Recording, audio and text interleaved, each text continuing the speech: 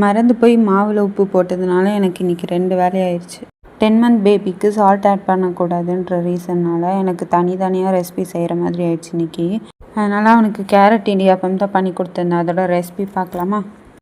First ஒரு medium size carrot எடுத்து அதை நல்லா குட்டி குட்டியாக கட் பண்ணி அரைச்சி எடுத்துக்கிட்டாச்சு.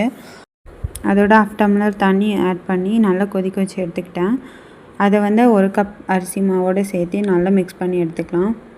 இடியாப்பம் செய்கிறதுக்கு மாவு லூஸாகவும் இருக்கக்கூடாது, டைட்டாகவும் இருக்கக்கூடாது. நான் லூஸாக பிசைஞ்சிட்டேன். அதனால் இன்னும் கொஞ்சம் எக்ஸ்ட்ரா மாவு போட்டு நல்லா பிசைஞ்சு இடியாப்பத்துக்கு எடுத்து வச்சாச்சு. அப்புறம் இட்லி பாத்திரத்தில் வச்சு ஒரு 10 மினிட்ஸ்க்கு நல்லா ஸ்டீம் பண்ணி எடுத்துக்கிட்டேன். அந்த கேப்பில் பேபிக்கு தேங்காய் பால் ரெடி பண்ணி வச்சாச்சு. ஆக்சுவலாக தேங்காய் பால் பேபிஸோட வெயிட் கெயினுக்கு நல்லாவே ஹெல்ப்ஃபுல்லாக இருக்கும். இதில் கேரட் ஆட் பண்ணியிருக்கறனால ஒரு மைல்டு ஸ்வீட்னஸோடு நல்லா டேஸ்டியாக இருக்கும். ஃபஸ்ட்டு ஏதோ பிடிக்காத மாதிரியே பண்ணிகிட்டு இருந்தான். அப்புறம் அவனுக்கு நல்லாவே பிடிச்சது. அப்படியே எங்களுக்கு தோசை சுட்டு அதோட முட்டை சட்னியும் வச்சு எங்களோட டின்னரை முடிச்சுக்கிட்டோம்.